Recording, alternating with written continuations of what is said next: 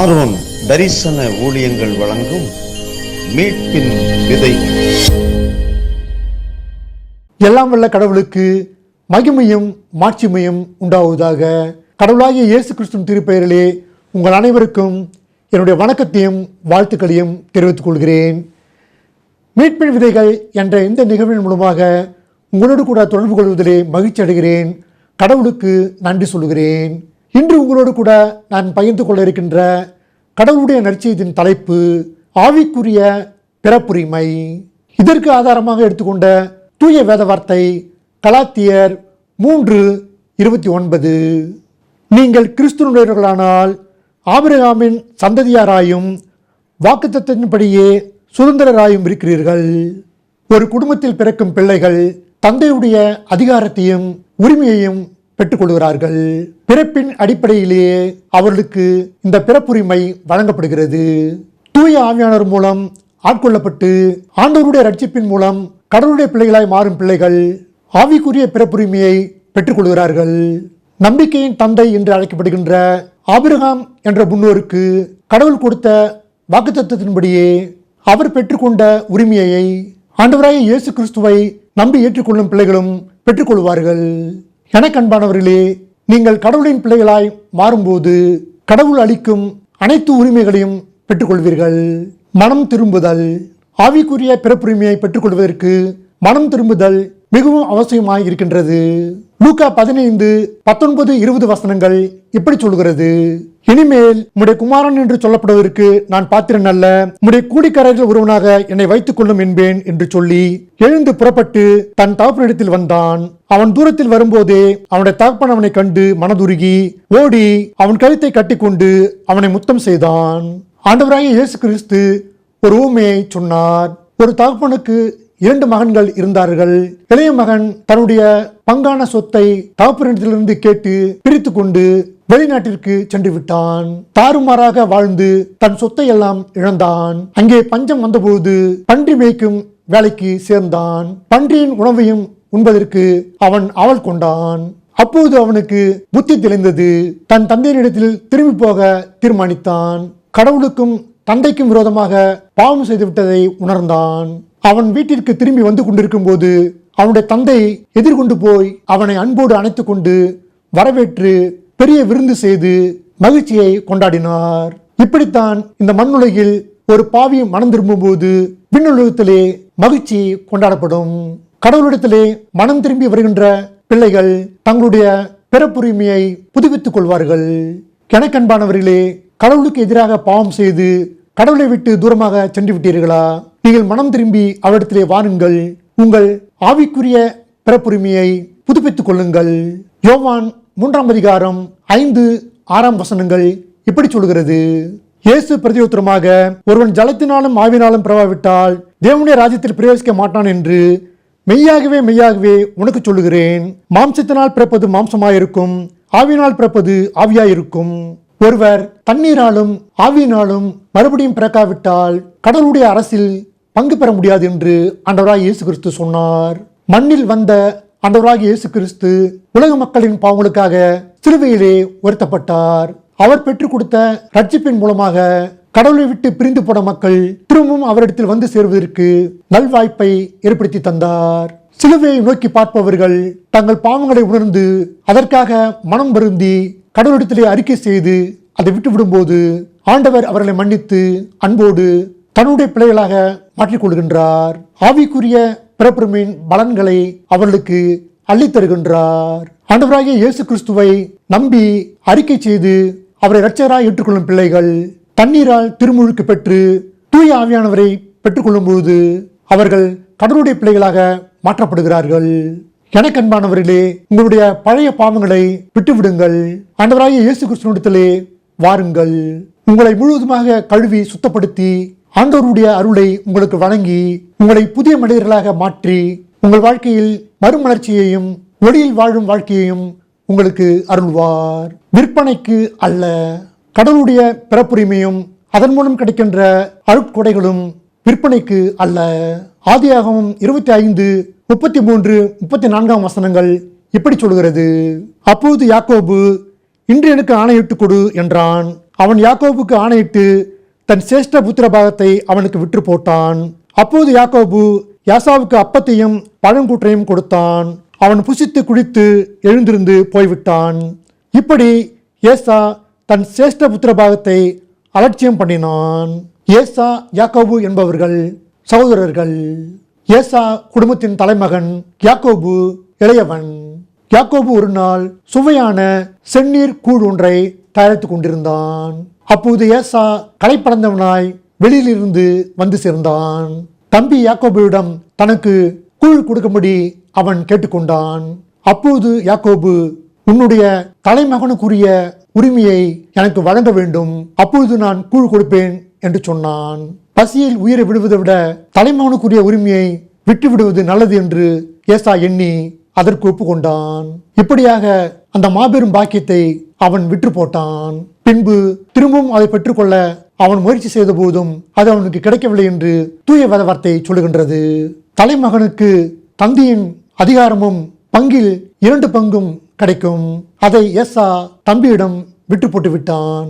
கடவுள் அருளிய ஆவிக்குரிய பிறப்புரிமையை பாலியல் இச்சைக்காகவும் உலக சிற்றின்பங்களுக்காகவும் விட்டு போட்டு விடக்கூடாது என்று தூய வேத வார்த்தை நம்மை எச்சரிக்கின்றது.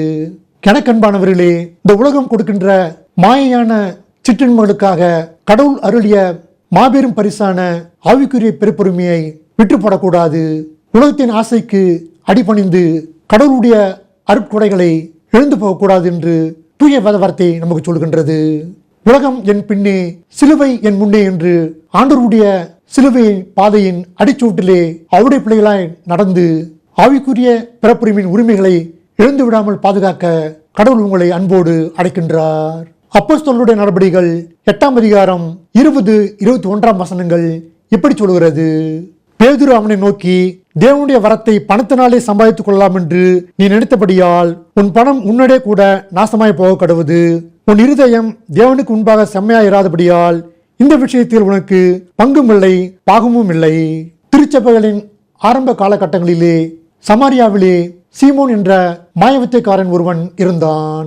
அவன் மக்களை வசப்படுத்தி தன்னை அவர்கள் நம்பும்படி செய்து மோசம் போக்கிக் கொண்டிருந்தான். கடவுளுடைய அருள் அவன் மீது இருப்பது போல அவன் பொய்யாய் காண்பித்துக் கொண்டிருந்தான். அப்போஸ்தலர்களுடைய நற்செய்தியை கேட்டு அவனும் திருமுழுக்கு பெற்றிருந்தான். பேதுரு, யோவான் என்ற ஆண்டவருடைய சீடர்கள் சமாரியாவிற்கு சென்று மக்களுக்கு நற்செய்தியை அறிவித்து அவர்கள் மீது கைகளை வைத்து வேண்டுதல் செய்தார்கள். அப்போது அந்த மக்கள் தூய ஆவியானவருடைய அருட்பொழிவுகளை பெற்றுக்கொண்டார்கள். இதை பார்த்த சீமோன், எனக்கும் அப்படிப்பட்ட வரம் வேண்டும், நான் யாருடைய தலையில் கை வைத்து வேண்டுதல் செய்கிறோனோ அப்போது தூய ஆவியானவருடைய அருட்பொழிவு இறங்க வேண்டும் என்று சொல்லி பணத்தை கொடுத்து அதை பெற்றுக்கொள்ள முயற்சி செய்தான்.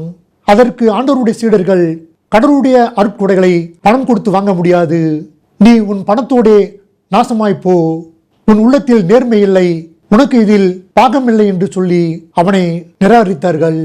எனக்கு அன்பானவர்களே, கடவுள் அருளிய ஆவிக்குரிய பிறப்புரிமையும் அதன் பலன்களும் பணத்திற்காக விற்பனை செய்வதற்கு அல்ல. கடவுள் அருளிய ஆவிக்குரிய அருட்கொடைகளை பணத்திற்காகவும் புகழுக்காகவும் அதிகாரத்திற்காகவும் விற்பனை செய்பவர்களை கடவுள் வெறுக்கின்றார்.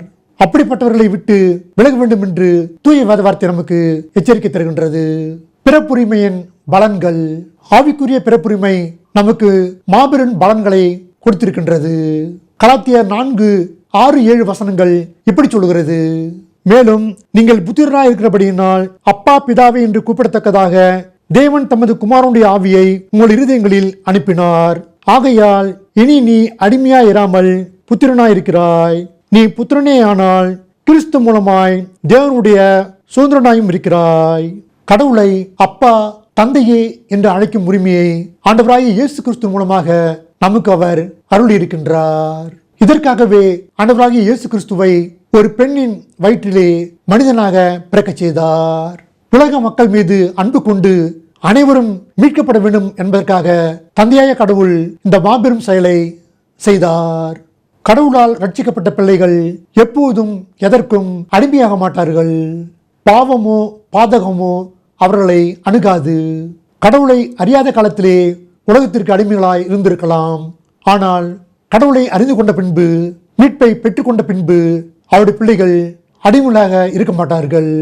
எனக்கு அன்பானவர்களே, நீங்கள் கடவுளுடைய பிள்ளைகளாய் மாறின பின்பு மீண்டும் பழைய பாவ ஆசை உங்களை இழுத்துக்கொள்ளலாம். கடவுள் மீது உள்ள நம்பிக்கையில் நீங்கள் குறைவுபடலாம். ஆனாலும் ஆண்டவராய் இயேசு கிறிஸ்து உங்களை மறந்துவிட மாட்டார், கைவிட மாட்டார்.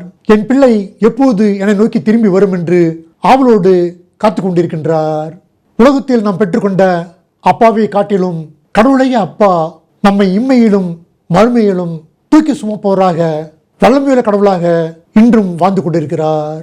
அவரே நம்மீது மாறாத நேசம் கொண்டவர், உண்மையான அன்பின் தெய்வம். 1 யோவான் 5:11-12 இப்படி சொல்லுகிறது: தேவன் நமக்கு நித்திய ஜீவனை தந்திருக்கிறார், அந்த ஜீவன் அவருடைய குமாரனில் இருக்கிறது என்பதே அந்த சாட்சியாம். குமாரனை உடையவன் ஜீவனை உடையவன், தேவனுடைய குமாரன் இல்லாதவன் ஜீவன் இல்லாதவன். ஆவிக்குரிய பிறப்புரிமையின் மற்றொரு பலன் நிலையான விண்ணுலக வாழ்வு, மரணமில்லாத மறுவாழ்வு விண்ணுலகிலே நமக்காக வைக்கப்பட்டிருக்கிறது. அந்த வாழ்வு ஆண்டவராகிய இயேசு கிறிஸ்துக்குள் இருக்கிறது என்று தூய வேத வார்த்தை நமக்கு சொல்கின்றது. கிறிஸ்துவை தன் உள்ளத்திலே ஏற்றுக்கொண்ட மக்கள் நிலையான வாழ்வை பெற்றுக்கொள்வார்கள். கிறிஸ்துவை ஏற்றுக்கொள்ளாத மக்கள் நிலையான விண்ணுலக வாழ்வை இழந்து போவார்கள். நாம் ஆண்டவரிடத்திலே எதை கேட்டாலும் அவருடைய திருவுளத்தின்படி நமக்கு பதிலளிக்கின்றார். நாம் அவருடைய பிள்ளைகளானால் நாம் வேண்டிக் கொள்வது நமக்கு கிடைப்பது அதிக நிச்சயமாக இருக்கிறது. கடவுள் நம்மை அவருடைய பிள்ளைகளாக ஏற்றுக்கொள்ளும் போது அவருக்கு உரியவைகள் அனைத்தும் நமக்கும் சொந்தமாகின்றது. எனக்கு அன்பானவர்களே, விண்ணுலக வாழ்வை நமக்கு கொடுப்பதற்காக சிலுவையிலே தம் இன்னுயிரை ஈந்து திரு ரத்தம் சிந்தி நம்மை மீட்டுக் கொண்டவர் ஆண்டவராகிய இயேசு கிறிஸ்து. அவருடைய பிள்ளைகளாய் மாறுவோம்.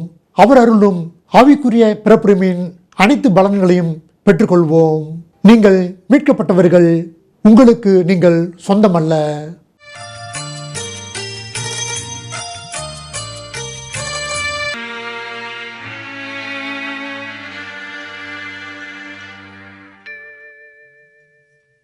நீயுனக்கு சொந்தமல்லவே, மீட்கப்பட்ட பாவி நீயுனக்கு சொந்தமல்லவே.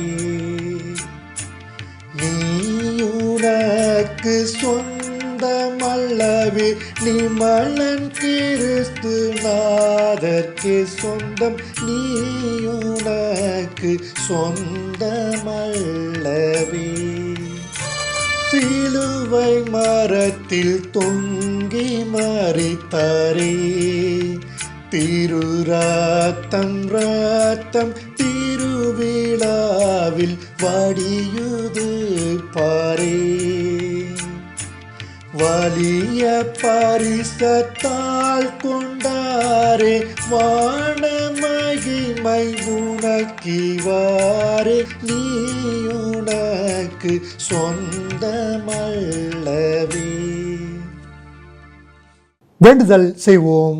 தந்தையாகிய கடவுளே, நீர் எங்களை உடைய பிள்ளையாக ஏற்றுக்கொள்ளும் பொழுது ஆவிக்குரிய பிறப்புரிமையின் பலன்களை எங்களுக்கு நீர் கொடுக்கின்றீர். அதை ஆண்டவராகிய இயேசு கிறிஸ்து மூலமாக நாங்கள் பெற்றுக்கொள்கிறோம். யாரெல்லாம் இப்படிப்பட்ட பாக்கியத்தை பெற்றுக்கொள்ள ஆவல் உள்ள பிள்ளைகளாக இருக்கின்றார்களோ அவருடைய கைகளை பிடித்து அவர்களுக்கு துணை செய்து உம்முடைய மந்தையிலே அவர்கள் சேர்வதற்கு அருள் புரியும். யாரெல்லாம் ஆண்டவரே, என் பழைய பாவங்களை விட்டு விடுகிறேன், நான் புதிய மனிதனாக மாற விரும்புகிறேன், உம்முடைய தூய திரு ரத்தத்தினால் என்னை கழுவும், என் அந்தரங்க பாவங்களை மன்னியும் என்று வேண்டிக் கொள்கின்றார்களோ அப்படிப்பட்ட பிள்ளைகளுக்கு தாய் போன்ற இரக்கம் வைத்து அவர்கள் பாவங்களை மன்னித்து உம்மிடத்திலே சேர்த்துக் கொள்ளும். துன்பத்திலும் சோர்விலும் தோல்வியிலும் தொடர் முயற்சியில் ஈடுபட்டு முன்னேற முடியாமலும் கஷ்டப்படுகின்ற ஒவ்வொரு பிள்ளைகளுக்காக உம்மிடத்திலே வேண்டுதல் செய்கிறேன். ஆண்டவரே, உம்முடைய திருவுளத்தின்படி ஏற்ற காலத்திலே உம்முடைய பிள்ளைகளை உயர்த்தி அவர்கள் வாழ்வில் ஒளியை வீச செய்யும். எல்லாம் உள்ள உயிர் தெழுந்த இயேசு கிறிஸ்துவின் திருப்பெயரிலே உம்முடைய பாதம் படியும் தயவாய் கெஞ்சி கேட்டுக்கொள்கிறேன். தந்தையாய கடவுளே, ஆமேன். எனக்கு அன்பானவர்களே, கடவுளின் பிள்ளைகளாய் மாறுங்கள். ஆவிக்குரிய பிறப்புரிமையை பெற்றுக் கொள்ளுங்கள். கடவுளாகிய இயேசு கிறிஸ்து அருளும் மன அமைதி உங்கள் உள்ளங்களிலே மையம் கொண்டு எப்பொழுதும் நிலைத்திருப்பதாக. ஆமென்.